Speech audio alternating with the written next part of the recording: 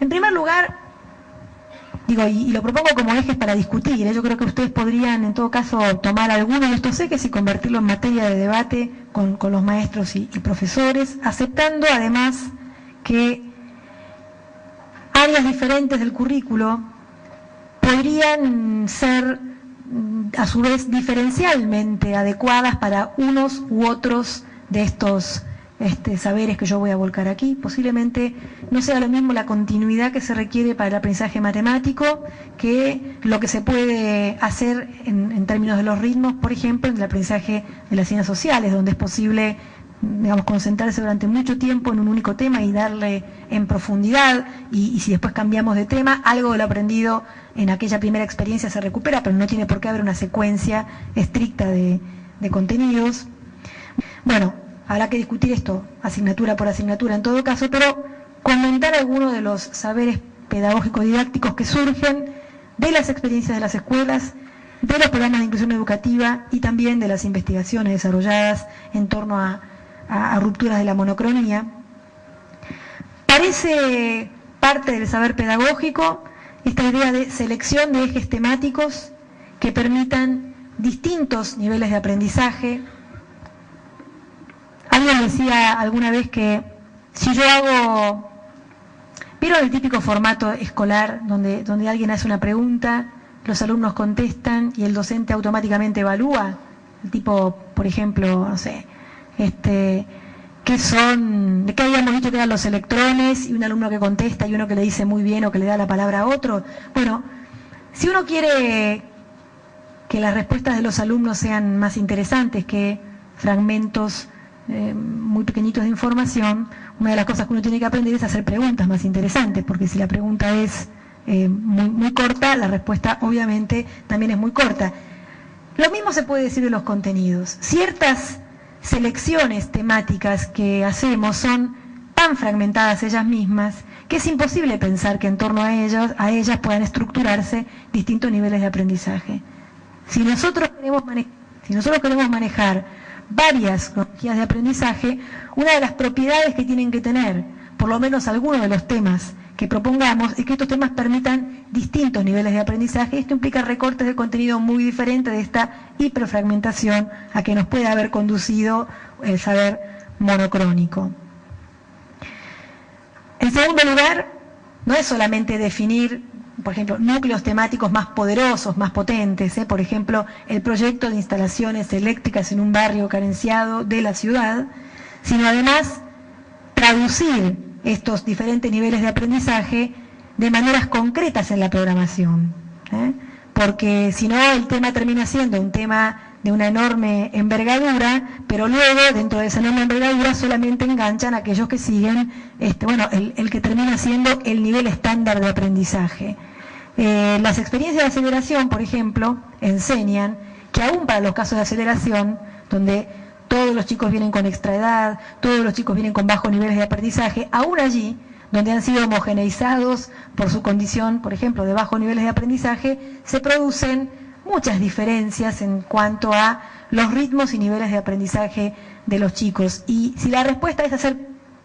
con todos lo mismo, se termina reproduciendo exactamente aquello que se quería combatir. Los chicos no aprenden las cosas de las diferentes materias de la misma manera, ni con el mismo interés, ni con la misma profundidad, y posiblemente el reconocimiento de esta verdad conocida en la vida cotidiana es bastante usual, pero lo que no es usual es que esto se traduzca en la programación didáctica, en el reconocimiento de estos diferentes niveles de aprendizaje, aceptando que algunos van a aprender mucho más de ciertas materias que de otras, pero que lo que no podemos resignar es que queremos que aprendan todos. No está mal que algunos aprendan más de unas materias que de otras. El asunto es qué es lo que nosotros queremos asegurar como aprendizajes comunes para todos. Una tercera cosa que nos enseñan estas propuestas, insisto, investigación, experiencia, política, es que las experiencias que funcionan bien suelen combinar actividades que responden a estructuras temporales diferentes. Actividades de enseñanza que responden a estructuras temporales diferentes. Nosotros en Argentina solemos periódicamente embarcarnos en ciertas modas pedagógicas, por ejemplo, enseñanza por proyectos, para poner un ejemplo. O cuando yo hacía mis primeros años como maestra, era muy frecuente la enseñanza por fichas. Bueno, cuando uno enseña por fichas, el conocimiento se estructura de cierta manera. Cuando uno enseña por proyectos, el conocimiento se estructura de otras maneras, y posiblemente lo que nosotros tengamos que aprender sea justamente a combinar estructuras temporales diferentes en la actividad didáctica. Hay aprendizajes que requieren una temporalidad iterativa, que requieren una vez, otra vez, otra vez, otra vez. Y hay aprendizajes que requieren, muy por el contrario,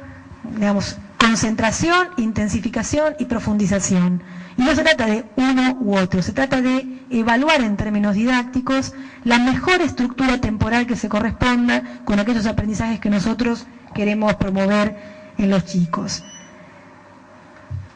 Hay mucho desarrollado ya en estos programas, en las escuelas, y también mostrado por la investigación. Estoy pensando, por ejemplo, en las investigaciones de un sociólogo francés que se llama Bernard Lahire, que trabajó mucho sobre esto, que voy a plantear aquí, que es la cuestión del armado de repertorio de actividades.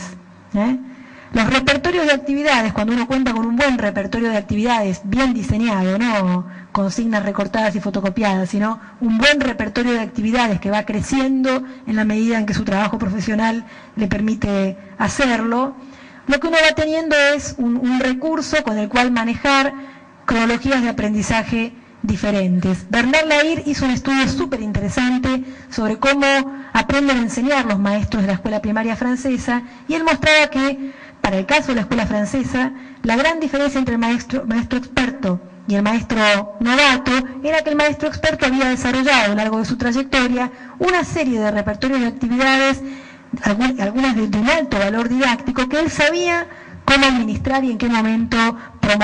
proponer a uno u otro grupo de alumnos, mientras que el maestro novato ni contaba con estas actividades ni contaba con criterios para su administración. Bueno, la preparación y la administración de un repertorio de actividades es una estrategia valiosa que me parece que se podría perfectamente ensayar. La siguiente, por favor. En todos los proyectos que yo vi, y quiero decirles que vi proyectos de inclusión educativa en lugares tan distintos como Medellín, Bogotá, El Salvador, México, por supuesto la ciudad de Buenos Aires, Montevideo, etcétera, aparece valorado esto que se puso en primer lugar, que es esto que podemos llamar el momento de organización, el momento de organización del grupo escolar en la jornada escolar. Yo no sé si ustedes se dieron cuenta, pero la manera en que nosotros fragmentamos, por aquello del cronosistema, los aprendizajes, es ella misma introductora de fuertes discontinuidades en el aprendizaje de los chicos y las chicas en las escuelas. Las cosas pasan de una hora a dentro de 3 días, pasan de esta semana a la siguiente, pasan del año anterior a este. La propia organización del tiempo escolar introduce, digamos, con gran frecuencia, discontinuidad en la trayectoria, o en la cronología, mejor dicho, de aprendizaje de los sujetos. Yo he visto a maestros y profesores hacer cosas muy interesantes en esto que llaman el momento de organización, en términos de, y voy a usar un concepto fuerte, en términos de construir con los chicos memoria de trabajo. La memoria de trabajo, hicimos esto, vamos para allá. ¿Se acuerdan que veníamos de esto y que lo vamos a retomar dentro de ese tipo de frases que un investigador norteamericano, no, creo que es inglés, no estoy muy segura, que se llama Mercer, dice, bueno, frases del tipo nosotros, esas frases del tipo nosotros que construyen experiencia compartida son fuertes mecanismos de protección contra la discontinuidad en que quedan sumidas las cronologías de aprendizaje como consecuencia de la fragmentación que produce el propio cronosistema. Ese momento de organización aparece como una estrategia valiosa que permite que los chicos le den conexión y sentido a lo que de otro modo solo tiene conexión y sentido en la planificación del maestro o en la planificación del profesor. Ustedes habrán tenido, igual que yo, la experiencia de asistir a clases escolares donde el maestro o el profesor lleva por ejemplo, un largo interrogatorio de ida y vuelta con los estudiantes. Hace una pregunta y otra pregunta y otra pregunta y otra pregunta, y uno puede reconocer en la secuencia de preguntas el hilo que lleva el docente. La pregunta se lo reconocen los chicos. La pregunta es si los chicos logran entender a dónde va eso que para el adulto tiene sentido. Lo mismo podemos decir respecto del día a día escolar. ¿Qué tiene que ver lo que hacemos ahora con lo que hicimos antes y con lo que vamos a hacer? Bueno, de ese tipo de cosas, mejor dicho, trata de proteger este momento de organización. Un aspecto sobre el cual lamentablemente la formación de maestros y profesores es muy deficitaria todavía, pero que es estratégico para que los profesores y maestros podamos manejar distintas cronologías de aprendizaje en condiciones de enseñanza simultánea, son las interacciones. Las interacciones que somos capaces de desarrollar con los estudiantes. Yo he visto a una maestra de un plurigrado rural de la provincia del Neuquén hacer algo que era muy complejo desde el punto de vista de la intervención. Ella había definido un proyecto educativo que no importa ahora cuál es, un proyecto que tenía diferentes niveles de complejidad en la definición de contenido, donde chicos en distintos puntos de su historia escolar se enganchaban en actividades distintas, pero todos después ponían en común lo que estaban haciendo, en fin, un clásico del trabajo por proyectos, pero donde ella graduaba la enseñanza, donde ella, a pesar de esas condiciones de simultaneidad, lograba graduar la enseñanza, era en la intervención chico por chico. Tenía una extraordinaria capacidad para escuchar lo que el pibe estaba haciendo, leer lo que estaba escribiendo o produciendo e intervenir de maneras muy precisas que movilizaban el aprendizaje de ese chico o de esa chica. Y cuando yo veía lo que ella hacía en términos de planificación, era interesante ver cómo esa intervención que parecía producto de la inspiración del momento, era el resultado de una muy cuidadosa planificación, donde ella tenía como su stock de preguntas y de cosas que iba a decir, y lo que hacía era administrar ese stock en la medida en que se acercaba y entendía en dónde estaba la cronología que iba siguiendo cada uno de los chicos. Bueno, esto puede ser aparentemente muy sofisticado, muy difícil de hacer, pero en todo caso yo quiero decir que nosotros estamos muy acostumbrados, cuando planificamos la enseñanza, estamos acostumbrados a planificar las actividades.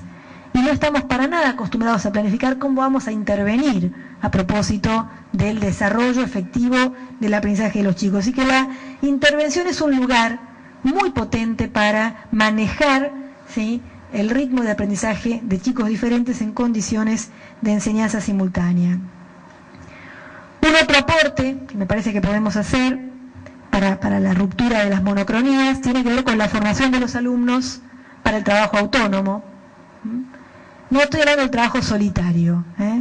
que muchas veces se encuentra. Un trabajo puede ser solitario y no ser autónomo. Yo puedo estar solo con mi alma haciendo 30 cuentas de dividir. Y a eso no estoy llamando trabajo autónomo, es un trabajo, en todo caso, solitario. Hablamos de trabajo autónomo cuando los alumnos van teniendo crecientes capacidades para gestionar la actividad de aprendizaje y crecientes capacidades para mirar su propio aprendizaje y, por ejemplo, poder requerir una ayuda por parte del maestro. ¿Por qué fracasan tantas veces las clases de apoyo? ¿Por qué las clases de apoyo no funcionan todo lo bien que querríamos o que ilusionamos cuando pedimos que haya recursos para hacer clases de apoyo? Una de las razones es, obviamente, porque los profesores desarrollan en las clases de apoyo exactamente las mismas estrategias que desarrollaban con los chicos en el aula habitual. Pero otra de las razones es que cuando los profesores no hacen esto y estructuran la clase de apoyo como una clase de consulta, los estudiantes no saben cómo consultar, porque no pueden identificar qué es lo que no están entendiendo o qué es lo que no están pudiendo aprender de aquello que tienen que aprender. Esto no es casualidad. Los chicos pueden, con su mejor esfuerzo, levantarse ahora en el mes de febrero e ir temprano a la escuela para hacer una consulta al profesor, pero si uno no formó a los chicos en esa capacidad autónoma para mirar el propio aprendizaje, inclusive lo que no estoy pudiendo aprender, es muy difícil que una clase de apoyo pueda prosperar. Si a esto se le suma, claro, que los profesores hacen exactamente lo mismo, que si tuvieran delante 30 alumnos, digamos, el malentendido está allí, está todo listo para que se produzca. La formación de los alumnos para el trabajo autónomo permitiría una diversificación de las cronologías de aprendizaje que es imposible si todo lo tenemos que controlar nosotros con la gestión directa de la clase. Otro asunto, y ya es el anteúltimo y pasamos a otro momento, digamos, Un asunto muy poco explorado, a mí esto me llama poderosamente la atención, es la posibilidad de aprovechamiento de los beneficios que tiene en el aprendizaje la colaboración entre pares. El sistema educativo es una cosa curiosísima porque agrupa a la gente para que aprenda, pero después promueve formas de aprendizaje totalmente individuales. La mayor parte de la didáctica ha sido estructurada para que alguien haga esto que yo estoy haciendo aquí y las personas aprendan una por una de manera individual. Agrupar para promover aprendizajes individuales es para mí uno de los mayores contrasentidos que tiene la escuela. Las investigaciones, acá sí son muy del terreno de la investigación estos aportes, las investigaciones en psicología educacional, en psicología del aprendizaje, muestran desde hace tiempo los beneficios que tiene el aprendizaje de todos, aquellas actividades o proyectos de trabajo que requieren de la colaboración entre pares. Usualmente pensamos que la colaboración entre pares es valiosa especialmente para aquel que está llevando un ritmo de aprendizaje más lento que la media de su grupo, porque entonces colaborando con estudiantes que saben más o comprenden mejor, se benefician porque pueden hacer cosas que de otro modo no podrían hacer por sí solos. Sin embargo, las investigaciones muestran que también aquellos que están más avanzados en su aprendizaje se benefician de la colaboración con otros, porque cuando tienen que formular el saber de manera que sea comunicable para otros, hacen una revisión del saber muy diferente de la que hacen cuando simplemente dan cuenta del saber para el maestro. Así que a mí me parece que aquí hay un punto en el cual se podría promover perfectamente en el marco del aula proyectos que apunten a la colaboración activa entre pares y que en ese marco se podrían estar desarrollando perfectamente cronologías de aprendizaje diversas en condiciones de enseñanza simultáneas. Y finalmente, esto ya es más difícil porque es del orden de organizacional, pero me parece que en particular en la escuela secundaria y en particular en el marco de los planes de mejora hay posibilidades de pensarlo, el reagrupamiento periódico de los alumnos. El reagrupamiento periódico de los alumnos. La forma clásica de la organización escolar es que los grupos se organizan el primer día de clase y permanecen iguales hasta el último día de clase. Vamos perdiendo en el camino a los que se van, vamos perdiendo en el camino a los que quedan libres o abandonan, pero el grupo permanece en algún sentido intacto de principio a fin de la actividad escolar. Esa es la estructura básica de la organización de los grupos en el sistema educativo argentino. Nosotros tendríamos que atrevernos a explorar formas de reagrupamiento periódico de los alumnos en función de proyectos, en función de niveles de aprendizaje, en función de actividades puntuales de apoyo, en función de proyectos de trabajo hacia la comunidad, en función de lo que ustedes sean capaces de pensar. Pero si algo podemos empezar a romper en el marco de la escolaridad más clásica, es justamente esta idea de que los grupos tienen que permanecer intactos de principio a fin del ciclo lectivo, con la única pérdida, que es una pérdida que justamente es de la que estamos hablando, con la única pérdida de aquellos que dejan de asistir o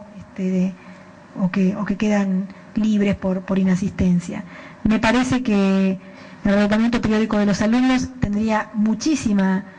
potencialidad en la escuela en general y en la escuela secundaria en particular, y sobre todo contribuiría a movilizar a los chicos y a las chicas de lugares en los que suelen quedar rápidamente encasillados cuando han pasado 4 o 5 semanas de clase y las cartas están jugadas en el marco de un régimen académico donde es muy difícil que si no te pusiste las pilas desde el principio la cosa pueda funcionar ya hacia la mitad del ciclo lectivo. En fin, hay mucho más para decir. Yo por ahora dejo aquí, tengo la esperanza de que las experiencias que ustedes desarrollen, las que están desarrollando y las que puedan pensar, sigan contribuyendo a incrementar este saber pedagógico didáctico, y en todo caso cerraría esta exposición con un desafío, ¿no? El desafío de tomar la enseñanza como un asunto central de la institución educativa, como un asunto del equipo docente de la escuela, y asumir que el problema de la inclusión escolar de quienes hoy están afuera de la escuela